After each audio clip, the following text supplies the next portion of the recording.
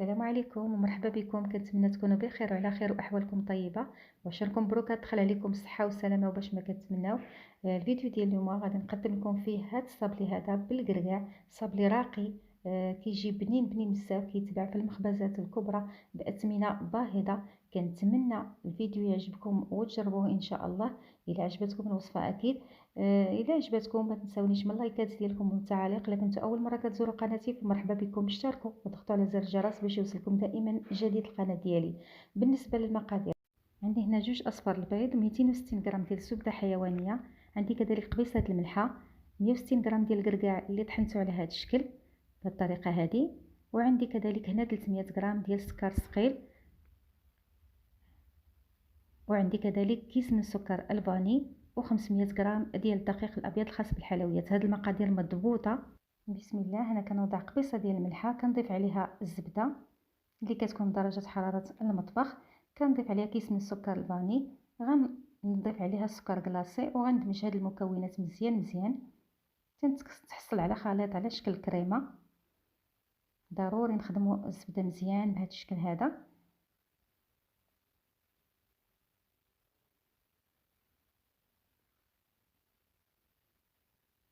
كنخدم مزيان الزبده مع السكر كلاصي تنتحصل على شكل بوماد بهذا الشكل هذا، ومن بعد غنكمل باقي المكونات. نضيف 2 اصفار البيض، كنزيد مازال نخدم هاد المكونات هذه مزيان مع بعض. صدقوني هاد الحلوى كتجي رائعه وراقيه راقيه جدا، كنتمنى فعلا انكم تجربوها. انا نزلتها بالقناه ديالي في بدايه القناه ديالي بنصف المقادير. هنا من بعد ما ندمج ليا الكل غنبدا نضيف الدقيق شويه بشويه، وانا كنخلط غير باطراف الاصابع بهذا الشكل هذا.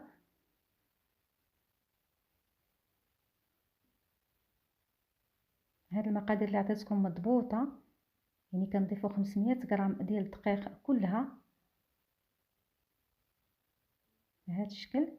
كنخلط مزيان وغنتحصل على عجينه اللي كتكون رطبه، يعني عجينه ديال الصابلي. هذا هو الشكل ديال العجين ديالنا، كيكون على هذا الشكل، عجينه رطبه. غادي نوضعها في كيس بلاستيكي ونخليها ترتاح في الثلاجه،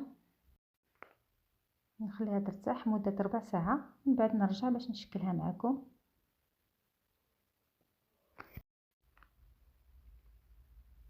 هنا من بعد ما ارتاحت لي العجين غادي نبدا نشكلوها بهذه الطريقه. كناخذوا واحد البلاستيكه ونوضعوا فيها كميه من العجين ونطلقوها بالدلاك. كنطلقوها مزيان، السمك ديالها كيكون رقيق رقيق بزاف.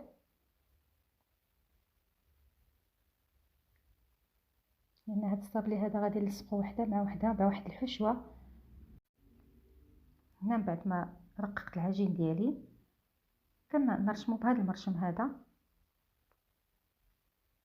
نتوما كديروها باي مرشم بغيتو.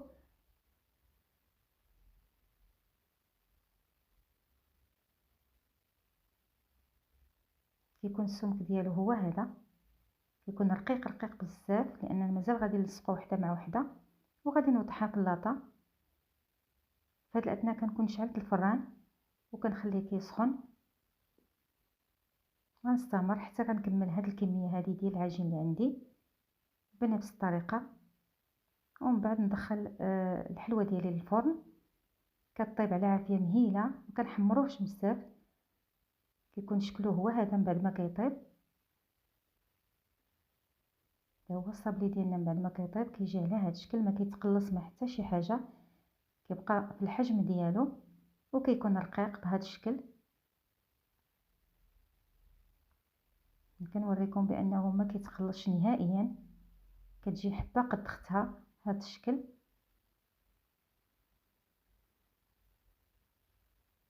بهذه الطريقه هذه.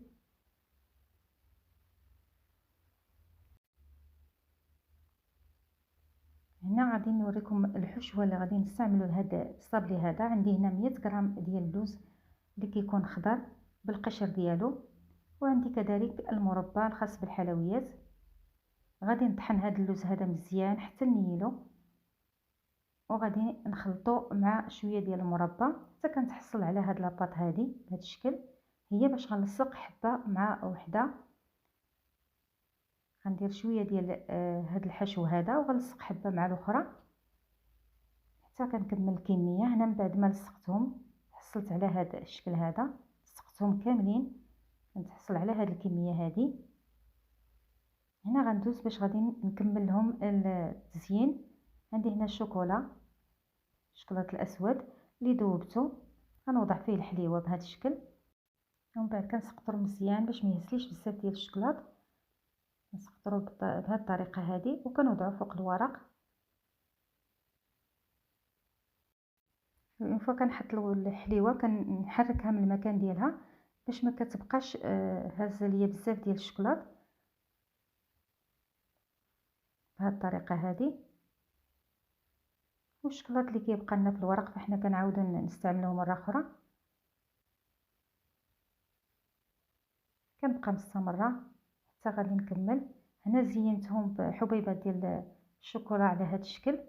هما في الاصل كيتزينوا من الصقرقاعه، انا زينتهم غير بهذه الطريقه هذه باش ما تجينيش الحليوه ديالي مكلفه. زينتهم بهذا الشكل هذا وغادي نستمر حتى نكمل الكميه. الى عجبتكم الوصفه كنتمنى تجربوها ان شاء الله، لانها فعلا تستحق التجربه. هذا هو الشكل ديال الصابلي ديالنا من بعد ما وجد، كيكون على هذا الشكل، كيعطي كميه وفيره اكثر من 90 حبه اللي تحصلت عليها.